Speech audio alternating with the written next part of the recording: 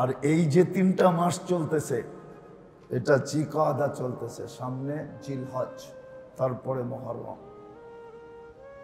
রজব আবার গ্যাপ দিয়া রমজানের আগে দিয়া রজব আসবে। এই 3টা মাস কিন্তু এক সিরিয়ালে, জিকাদা, জিলহজ্জা, মুহররম। এই 3 মাসে সাধ্য অনুযায়ী বড় বড় গুনার থেকে বেঁচে থাকা চাই। আল্লাহর হুকুম আছে, ফালা তুযালিমু ফীহিন্না আনফুসাকুম, তোমরা তোমাদেরকে এই মাসগুলার ভিতরে গুনায় জড়ায়ও না। দোয়া করেন, আমরা সবাই সবার জন্য দোয়া করি যেন এই 3 মাসের ভিতরে আমাদের সদিচ্ছায় মোটা মোটা বড় বড় গুনার থেকে যেন আমরা বেঁচে থাকতে পারি। এই 3 মাস গুনার থেকে বাঁচান, গুনার থেকে বেঁচে থাকেন। এই 3 মাস বড় মুকাররম মাস, বড় মুবারক মাস। একটা কথা বললে হয়তো ভুল হবে কিনা জানি না, আশা করি ভুল হবে না। এই মাসগুলো হলো ইস্তেগফারের মাস, নেক আমল করার মাস, আর করতে না পারলে সাধ্যের চেয়ে বেশি ইস্তেগফারের মাস। খুব ইস্তেগফার করা চাই। জিকাদা এখন চলতেছে, জিলহজ্জা তারপরে আসবে। আর জিলহজ্জার থেকে 1 তারিখ থেকে নিয়ে 13 তারিখ পর্যন্ত প্রথম 10 রাত্র খুব বন্দেগিতে, 1 রাত্র লাইলাতুল কদরের সময়, 10 রাত্র 10 লাইলাতুল কদরের সময়, প্রতিদিন 1 বৎসর ইবাদতের সময়। প্রতিদিনের ইবাদত 1 বৎসরের ইবাদত লেখা হবে। আমার তো মন চায় যে ওই 10 দিন এরকম একটা পরিবেশ বানানো। এই বছর হয়তো থাকবো না, আগামী বছর বাঁচবো কিনা বাঁচবো না জানি না, যদি সফর না হইল তাহলে মনে চায় যে এই 10 দিন এরকম একটা পরিবেশ বানায় দিয়া, রমজানের যেরকম শেষ 10 দিন ইতিকাফের একটা পরিবেশ হয়, এরকম 10 দিনের একটা পরিবেশ বানানো, যে যেখানে সারা দিন কিছু লোক ইবাদত বন্দেগী করবে, সারা রাত্র আল্লাহর কাছে কান্নাকাটি করবে। যদিও মসজিদে না হয়, আমরা ইচ্ছা করলে আমাদের ঘরে বানাইতে পারি। সারাদিন বাহিরে যখনই রইলাম, ইবাদত বন্দেগীতে কাটাইলাম, জিকির আসকারে কাটাইলাম, রাত্রে ঘরালাদেরকে নিয়ে কান্নাকাটির ভিতরে কাটাইলাম, যেন 1 রাত্র লাইলাতুল কদরের সওয়াব মিলা যায়। যত বেশি ফলো করবে, বানানেওয়ালার বিধান যত বেশি মানবে, তত বেশি মেশিনটা সুষ্ঠু চলবে। বিজ্ঞান মানতে শুরু করছে, কালকেই দেখতেছিলাম, পরশু দিনই বিজ্ঞান মাইনা নিছে। 1400 বছর আগের কথা মাইনা নিছে, এতদিন মানে নাই। এতদিন বলে মানুষের সবকিছু ব্রেনের অধীন, কিন্তু কোরআন বলছে সবকিছু মনের অধীন। বিজ্ঞান মানে না, এখন মেনে নিছে বিজ্ঞান যে না, আসলে ব্রেনও চলে মনের অধীন হইয়া। এই জন্যই তো বলছে মনটা ঠিক করো। আলা ইন্না ফিল কলবি, আলা ইন্না ফিল জাসাদি মুদগা, ইদা সালুহা সালুহাল জাসাদু কুল্লা, ওয়া ইদা ফাসাদাত ফাসাদুল জাসাদু কুল্লা, আলা ওয়া হিয়াল কলব। মন, হার্ট, দিল, বিজ্ঞান মেনে নিছে। এরকম আমাদের প্রত্যেক কথা মেনে নিবে একদিন ইনশাআল্লাহ। মানবে। দুনিয়া আবার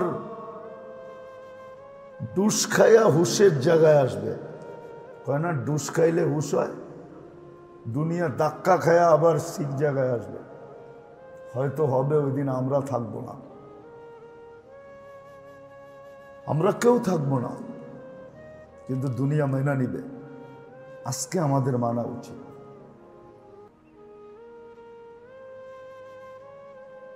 এটাই শেখা উচিত যে আমার এই মেশিনটা আমি চালানের ব্যাপারে বানানে ওয়ালা আল্লাহর দিক নির্দেশনা কি এটা জানা উচিত।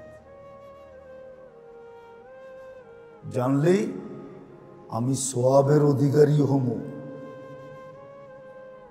সোয়াবের অধিকারী হব, বড় বড় সোয়াবের অধিকারী হব। কাজ ক্ষুদ্র হবে, সোয়াব অনেক বড় হবে।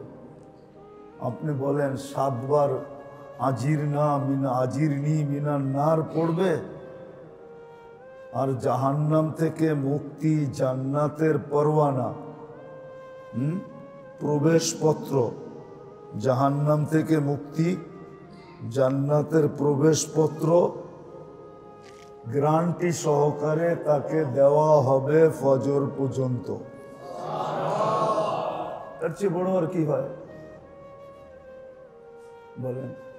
এই জন্য তো বললাম মাগরিবে উপচে পড়া বীর হওয়া উচিত ছিল, কিন্তু আমি তো আমার জাতিরে বুঝাইতে পারি না। জাতির দুয়ার পর্যন্ত এই কথাটা পৌঁছাইতে পারি না। পৌঁছাইতে পারলে মনে হয় আরো কিছু সংখ্যক লোক মাগরিবে আসতো। রাত ছোট বিদায় ফজরে না ঘুমায়া, রাত্রে না ঘুমায়া ফজর পড়েই ঘুমাইতো। ফজর পড়ি কি রোজার দিন আপনারা আজান দিয়া 15 মিনিট পরে জামাত করেন না? না করেন না? করে না? তখন দেখা যেত রাত যখন ছোট, এখন যেরকম রাত ছোট, 4টায় ফজরের ওয়াক্ত হয়ে যায়, ঘুমাইতে ঘুমাইতে 1টা বেজা যায়, মধ্যখানে 3 ঘন্টা শুধু হাতে থেকে যায়। তো দেখা যেত ওলামায়ে কেরামও বলতো যে ভাই ফজরের নামাজের যখন এত গুরুত্ব আর মানুষের ভিতরে যখন এত আগ্রহ, উপচে পড়া বীর হয়, সবাই সূর্য ডুবার আগ পর্যন্ত নিজের জন্য জান্নাত অবধারিত করতে চায়, দোজখ থেকে বাঁচতে চায়, জান্নাতের প্রবেশপত্র নিতে চায়, তাহলে আমরা ওয়াক্ত হওয়ার লগ আজান দিব, 2 রাকাত সুন্নত পুরা ফজর ফরজ পুরা ফেলবো, তারপরে কেউ যায় 4:30টায় যদি ঘুমায়া যায় আর 8:30টায়ও যদি উঠে তো 4 ঘন্টা ঘুম হয়ে যায়, না হয়ে যায়? হ্যাঁ কি 4 ঘন্টা ঘুমো তো অনেক সময় এনাফ হয়ে যায়, ঠিক না? কি হয় না? এরকম পদ্ধতি হয়ে যেত।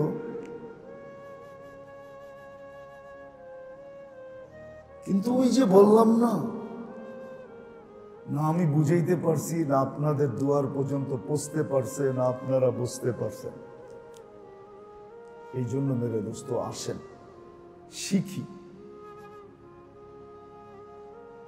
নাইলে কিন্তু দুনিয়ার মেশিনের মতন না যে এটা পুরান হয়ে গেল, নষ্ট হয়ে গেছে, আর চলার যোগ্য না, এটাকে বাঙ্গারিয়ালার কাছে বেচা ফেলবেন এমন না। এটা বাঙ্গারিয়ালার কাছে বেচা ফেললে শেষ হয়ে গেল, কাহিনী শেষ। কিন্তু এই মেশিনটা কিন্তু এরকম না। এটাকে যে বানাইছে তার বিধান মতে চালাইতে হবে, না চালাইলে জাহান্নামের ইন্ধন। আর যদি চালাইতে পারি তাহলে জান্নাতের বাসিন্দা। কিন্তু হ্যাঁ, এখানে একটা কথাও আছে, চালাইতে যায় যদি কোনো ভুল ত্রুটি হইল তাহলে মেশিনের মালিক এটাও বলে দিছেন, রুফিয়ান উম্মতি খাতাউ আন নিসিয়ান, এটাও বলে দিছেন।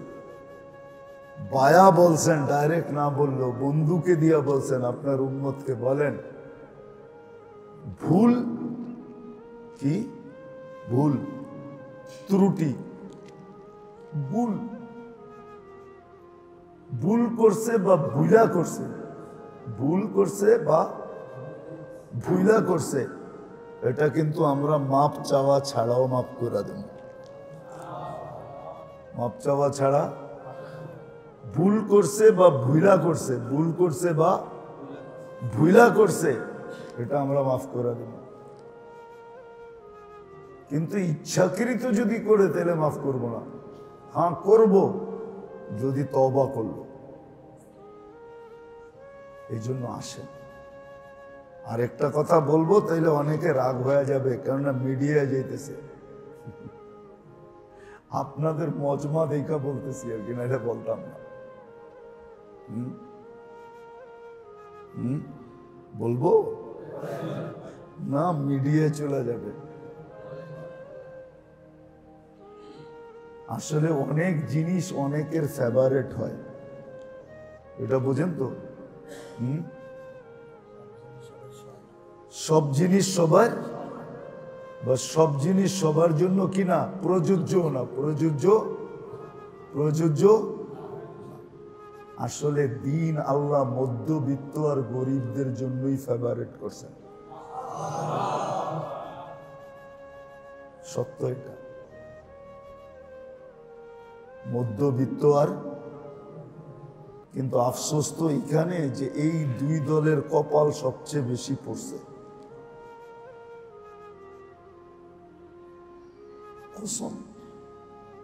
ইসলামের শুরু জীবনে দেখেন গরিবরাই সর্বপ্রথম মুসলমান হয়েছে।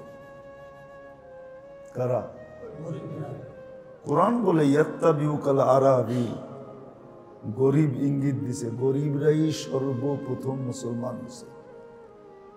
তারপরে মধ্যবিত্তরা হয়েছে।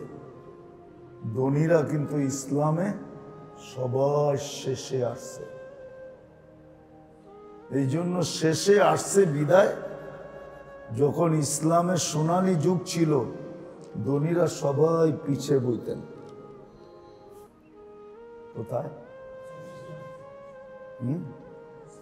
ওমর রাদিয়াল্লাহু তাআলা উঠে পিছে ফালাইতেন, পিছে বসো।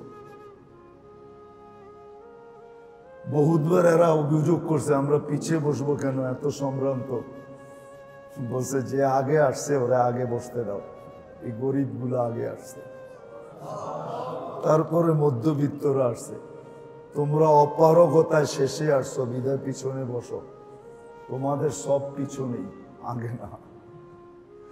কিন্তু আফসোস তো এটাই যে যাদের ফেভারিট ছিল, ধর্ম যাদের পক্ষে ছিল, যাদের জন্য সবচেয়ে বেশি শোভনীয় ছিল, করণীয় ছিল, এরাই আজকে সবচেয়ে বেশি পিছিয়ে। কেননা দিনের জন্য কোরবানি লাগে, কোরবানি।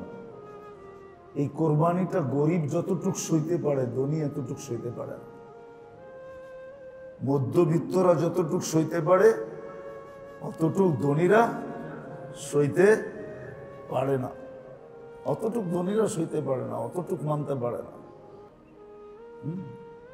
যুবক যতটুক করতে পারে বুড়া অতটুক করতে পারে নাকি? এরকমই উদাহরণ। কিন্তু আফসোস তো এটাই যে আমার গরিবরাও এখন করে না, মধ্যবিত্তরাও করে না, ধনীরা তো করে না, করেই না। দিন আমাদের ফেভারিট ছিল। আল্লাহ করতো এই দুই তবকা চলে আসতো, গরিব আর মধ্যবিত্তরা যদি ঝুঁকা যেত 100-তে 100, তাইলে দেখতেন বাকিরা স্রোতের টানে চলে আসতো। বাকিরা কি স্রোতের টানে, যেরকম পানি কোথাও আটকায় গেলে বাঁধ যদি ভাঙা দেওয়া হয় তাহলে যেরকম স্রোতের টানে চলে আসে, এরকম ধনীরও স্রোতের টানে চলে আসতো। কিন্তু আফসোস তো এদের আপনাদেরকেও বোঝানো গেল না। এরা যদি বলতো, এই গরিব আর মধ্যবিত্ত যদি বলতো যে আমরা মাগরিব এশার মাগরিব ফজরের জান্নাত নিয়েই খুশি, যাও তোমরা অট্টালিকা নিয়ে খুশি, এই দুই বেলাও যদি এরা সব ভাঙ্গা পড়তো, আসরে যদি এরা ভাঙ্গা পড়তো, তাইলে দেখতেন এদের স্রোতে বাকিগুলো চলে আসতো। কিন্তু আফসোস এদেরকেই তো বুঝানো যেতেছে না। এরাই তো বলতেছে গায়ে নাই কাপড়, পেটে নাই ভাত, মাথা গুচান নাই ঠাই, আবার কোন দিন, আবার কোন নামাজ, আবার কোন রোজা, আবার কোন দিনদারি। এরা তো এই স্লোগান দেয়, পেটে ভাত নাই, শরীরে কাপড় নাই, মাথা গুচার ঠাই নাই, আবার আপনারা বলেন দিনদারি। দিন, নামাজ, রোজা, এরা তো উল্টা স্লোগান দেয় এখন। কি বলেন, তাই না? কি আপনাদের সাথে নাই কেউ এরকম যে ওদেরকে নামাজের কথা বললে এই কথাই বলে? এটাই তো বলে। হ্যাঁ, কিন্তু উচিত তো ছিল ও এইটা বলা যে মাগরিব আর ফজরের জান্নাতের প্রবেশপত্র আমার জন্য যথেষ্ট, আসর পয়রা জান্নাতে থাকা আমার জন্য যথেষ্ট। তোর জন্য গাড়ি মোবারক, বাড়ি মোবারক, টাকা মোবারক, পয়সা মোবারক, আমার ওইটা দরকার নেই, আমার এটা দিয়ে যথেষ্ট। এই স্লোগান তো দেওয়া দরকার ছিল, কিন্তু এরা তো এই স্লোগান দেয় না, এরা উল্টা স্লোগান দেয়। পেটে নাই ভাত, গায়ে নাই কাপড়, বাসস্থান থাকার নাই ঘর, আবার নামাজও পড়মু, আবার রোজাও রাখমু, আবার দিনদারির উপরও চলমু। এরা তো উল্টা স্লোগান দেয়। যা হোক মেরে দোস্ত, আল্লাহ করুক যতটুকু বললাম। জানি না আপনাদের বুঝে আসছে কি আসে নাই। মানেন, শিখেন, বেশি করতে হবে না। গরিব আর মধ্যবিত্ত থেকে আল্লাহ বেশি হিসাব নিবে না, শুধু তিনটাই তো হিসাব নিবে। ইমানটা কইসা দেখবে যে কোয়ালিটি কিরকম, নামাজের খাতাটা খুলা দেখবে কোনোখানে খালি আছে কিনা, না পুরাটাই ভরা। রোজাটা উঠায়া দেখবে যে রোজাটা ঠিক মতো রাখছে কিনা, এতটুকু দেখবে, আর তো কিছু দেখবে না। আমিনু আলা রাব্বিকুম সাল্লু খামসাকুম সুমু শাহরাকুম। তারপরেই তো কানে কানে বলে দিবে ইনতালিকু ইলাল জান্নাতি বিগাইরি হিসাব, হিসাব কিতাব ছাড়া জান্নাতে যাও। তামাত্তাউ খামসু মিয়াতি আম, 500 বছর জান্নাতের নেয়ামত ভোগ করো। আমরা দুনিয়ার ধনীকে ওয়েটিং রুমে বসায় রাখবো, তোমরা আর 500 বছর যে সময় পুরা হবে ওই সময় দরজা খুলে এদেরকে ঢুকতে দিব। এর আগ পর্যন্ত 500 বছর এদেরকে ওয়েটিং রুমে বসায় রাখবো। তোমরা খাইতে থাকবে, এরা দেখতে থাকবে, তোমাদের পেট ভরতে থাকবে, আর এদের খিদার যাতনায় খালি কি কইব, খালি মোচড়াইতে থাকবে আর কি, যে খিদা খিদা খিদা। কেন খাওন দেখলে খিদা এমনও বেশি লাগে, ঠিক না? কি কোন? দেখেন না, ইফতারির সময় খাওন যখন সামনে আসে আর আজান যখন পড়ে, মনে হচ্ছে দূর মুটকুরা খামু কি, পুরা প্লেটটা ভিতরে ঢুকায় দিই, এরমই তো মন চায়, ঠিক না? কি না, আপনাকে চায় না, আমার কিন্তু এরমই মন চায়। কিন্তু সিস্টেম মুট করা ছাড়া খাওয়ান যাবো না, একবারে ডাইলা দিলে চলবো না, এই জন্য লোকমা লোকমা খাই আর কি, কিন্তু মনে চায় যে সব একবারে ডাইলা দিই, এরমই সিস্টেম। ওরা খালি পয়সা পয়সা দেখবে। এই জন্য মেরে দোস্ত, কমসে কম আমরা যারা মধ্যবিত্ত গরিব, দিন যাদের সবচেয়ে বেশি ফেভারিট, ওদের উচিত এটা শিখা। আর করণীয় তো বললাম বেশি না, করণীয় বেশি না। আবার বললে তো হয়তো কাঁচা দিয়েও ফালাইতে পারেন, এই জন্য বলবো না, তারপরে বইলা ফেলি। গ্রাম দেশে দেখেন না, যারা খেতে খামারে কাজ করে, অনেক সময় কাঁচা না দিলেও লুঙ্গি এতটুকু উঠায় যে নুইলে মোটামুটি সদরঘাট দেখার কাছাকাছি চলে যায়, ঠিক না? কি হুজুররা তো দূরের থেকে দেখলে কইব আস্তাগফিরুল্লাহ আস্তাগফিরুল্লাহ, করছে কি, ফরজ তরফ, ঠিক না? কিন্তু এক মোজাবে আছে, ওরা বেচা যাবে কেন? বেচারা অপারগতার কারণে। কেন লঙ্গি পুরা পয়রা খেতে কাম করান জানা যায় নাকি? মনে হয় খেতে খুঁতে কাম টাম করেন না, ঠিক না? লুঙ্গি পুরা ছেড়া দিয়ে খেতে কাম করা যায়? আবার পানি যদি হয় তাহলে আরো করা যায় না, ঠিক না? একটু গুছায় গাছায় লইলে তারপরে কি কাজটা সহজে করা যায়। এই জন্য মালিকি মুযাবের ভিতরে এটার ছাড় রাখছে। কি রাখছে? ছাড় রাখছে। আবার কিন্তু কাঁচা দিয়া ফেলেন না, এটা অপারগতার কারণে। আল্লাহ আমাদের সমস্ত অপারগতার খেয়াল রাখছেন। আপনি জানেন না খেয়াল রাখছে কি রাখে নাই, আল্লাহ রাখছে। আমাদের সমস্ত অপারগতার খেয়াল আল্লাহ রাখছেন। মালিকি মুযাব মতো এরা বেঁচে যাবে। যদিও হানাফি মুযাবের হুজুররা চিৎকার দিয়া বলবে কি করে, কিন্তু মালিকি মুযাব মতো এরা বেঁচে যাবে। আল্লাহ এদেরকে বাঁচায় দিবে। আল্লাহ আমাদের অপারগতার বড় খেয়াল রাখছেন। এই জন্য শিখেন, শিখা। আর এই যে 3টা মাস চলতেছে, এটা জিকাদা চলতেছে, সামনে জিলহজ, তারপরে মুহররম, রজব আবার গ্যাপ দিয়া রমজানের আগে দিয়া রজব আসবে। এই 3টা মাস কিন্তু এক সিরিয়ালে, জিকাদা, জিলহজ্জা, মুহররম। এই 3 মাসে সাধ্য অনুযায়ী বড় বড় গুনার থেকে বেঁচে থাকা চাই। আল্লাহর হুকুম আছে, ফালা তুযালিমু ফীহিন্না আনফুসাকুম, তোমরা তোমাদেরকে এই মাসগুলার ভিতরে গুনায় জড়ায়ও না। দোয়া করেন, আমরা সবাই সবার জন্য দোয়া করি যেন এই 3 মাসের ভিতরে আমাদের সদিচ্ছায় মোটা মোটা বড় বড় গুনার থেকে যেন আমরা বেঁচে থাকতে পারি। এই 3 মাস গুনার থেকে বাঁচেন, গুনার থেকে বেঁচে থাকেন। এই 3 মাস বড় মুকাররম মাস, বড় মুবারক মাস।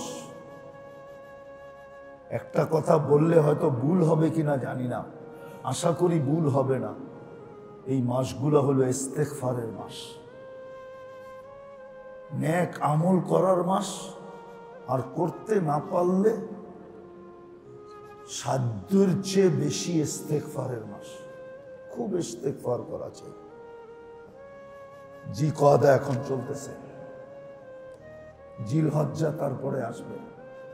আর জিলহজ্জার থেকে 1 তারিখ থেকে নিয়ে 13 তারিখ পর্যন্ত প্রথম 10 রাত্র খুব বন্দেগীতে, 1 রাত্র লাইলাতুল কদরের সমান। 10 রাত্র 10 লাইলাতুল কদরের সমান। প্রতিদিন 1 বৎসর ইবাদতের সমান। প্রতিদিনের ইবাদত 1 বৎসরের ইবাদত লেখা হবে। আমার তো মন চায় যে ওই 10 দিন এরকম একটা পরিবেশ বানানো। এই বছর হয়তো থাকবো না, আগামী বছর বাঁচবো কিনা বাঁচবো না জানি না।